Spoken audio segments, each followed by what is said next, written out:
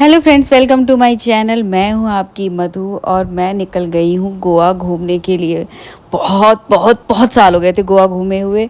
Finally मैं सोचा चलो बरसात में चल के देखती हूँ कि कैसा रहता है, क्योंकि बारिश में बहुत सब कुछ सस्ता रहता है और लोग बोलते हैं कि बारिश में मज़ा नहीं आता। मुझे बारिश में एक्सप्लोर करना था।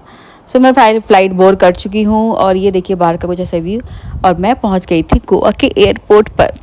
मैं इतनी ज़्यादा एक्साइटेड थी ना कि कैसा होगा क्या होगा, मतलब लग ही नहीं रहा था कि मैं गोवा हूँ। इतना ज़्यादा चेंज हो चुका है, इतना मेरे को लग रहा है मैं 10-12 साल 15 साल के बाद आई हूँ। ये देखिए हो रही थी झमाझम बारिश। और जो कैब वाले भैया थे ना, वो थोड़े से बदतमीज़ी कर रहे थे, रूड हो रहे थे। मैंने बोला, जब हम निकले तो बारिश नहीं हो रही थी। मैंने बोला भैया थोड़ा सा तो फ्रेश एयर लेने दो।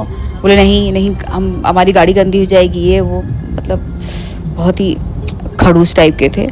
तो फिर 15-20 मिनट के बाद वैसी बारिश शुरू हो गई थी, तो उन्होंने ठीक है मैनेज कर लिया।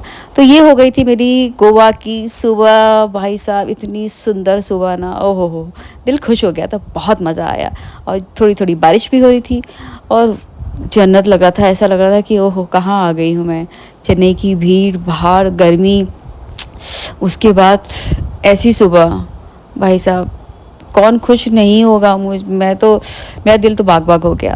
तो बस मैं तैयार होकर के निकल गई थी थोड़ा सा गोवा को एक्सप्लोर करने के लिए। तो जहाँ रुकी थी वहाँ से सोचा कि देखती हूँ सबसे पहले पास में क्या है।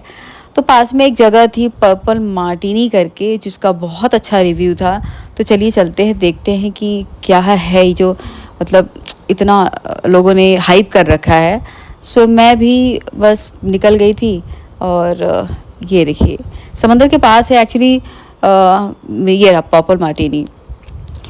बाहर से तो मतलब ठीक ठीक लगा, लेकिन जब मैंने एंटर किया, ओ भाई साहब क्या वाइब थी यहाँ की। इतना सुंदर लग रहा था, सब कुछ इतना प्यारा बनाया हुआ था ना कि पूछिए मत। चलिए आपको अंदर लेके चलती हूँ। ये देखिए, ये है पूरा अंदर का। और इसका सिटिंग अरेंजमेंट, ओहो, बाहर समंदर, यार लाइफ और क्या ही चाहिए। इतना सुंदर लग रहा था ना कि पूछो मत, बहुत अच्छा लगा। खाया पिया, लेकिन थोड़ा सा महंगा है भाई। गोवा में आओ पॉकेट ढीली करने के लिए तैयार रहो। फिर रात को मैं निकल गई थी थोड़ा सा एक्सप्लोर करने के लिए। मैंने इंस्टा पे देखा था एक बैली डांसर है लड़का, और ये तलाशा करके कोई जगह है, और वो भी मेरे जहाँ पे रुकी थी उससे पास था। तो मैंने बोला जितना कवर होता है कवर कर लो। ये मैं पहुँची तलाशा, ये देखिए। बट तलाशा भी भाई साहब इतना महंगा, मतलब मैं लुटवाने आई थी गोवा और कुछ नहीं। तो यहाँ पे पर पर्सन 2000 था। मैं आई थी वेंसडे को, और जब मैंने पूछा कि फ्राइडे सैटरडे क्या चार्ज है, तो उस दिन उन्होंने बोला कि 3 से 4 हज़ार रहेगा। मैंने बोला भाई ठीक है चलो। बट दुख की बात यह है कि मेरा कट चुका था, क्योंकि मैं जिस डांसर को देखने के लिए इतनी एक्साइटेड होके आई थी, आज उसका शो ही नहीं था। फ़ोन किया था तो उन्होंने बोला हाँ हाँ है, आ जाइए, अदरवाइज़ ठीक है। आज इतनी दूर आई थी तो इतने सालों के बाद 1000-2000 एक्स्ट्रा ही ले देख करके एटलीस्ट देख तो लेती हूँ बंदे का परफॉर्मेंस। बट कोई ना, शायद मेरी किस्मत में नहीं था। बट उसका शो नहीं, इवेंट नहीं था, तो ऐसी कुछ रशियन वगैरह थी जो इतना अच्छा बेली डांस वगैरह कर रही था। बॉलीवुड बजा रहे थे भाई साहब, मज़ा आ गया था। आप लोग भी देखिए, लेकिन ये भी बहुत ज़्यादा महंगा है खाना पीना यहाँ पे। तो जस्ट आप जब आइए तो अपनी पॉकेट कटवाइए और कुछ नहीं। मतलब गोवा ओवरऑल यार, मतलब मैं तो सोचिए ऑफ सीज़न में आई थी, क्योंकि मुझे बारिश बहुत पसंद है।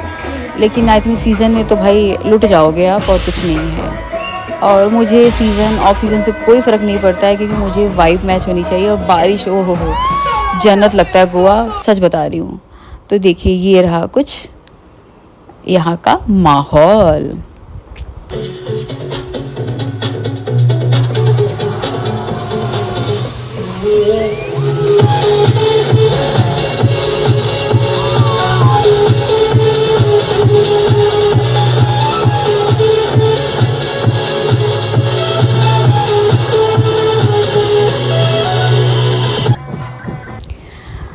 अब हो गई थी सुबह, अगली सुबह, और मैं बारिश में आई हूँ और वाटरफॉल ना देखूँ। ऐसा हो ही नहीं सकता है। और इतनी हल्की हल्की बारिश हो रही थी, मैंने रेनकोट पहन रखा था और मैं निकल गई थी वाटरफॉल देखने के लिए। चलिए आपको भी लेकर चलती हूँ वाटरफॉल। और मतलब मेरा ना, मतलब अलग ही वाइब थी भाई। मतलब मेरे पास वर्ड्स नहीं एक्सप्लेन करने के लिए। ये देखिए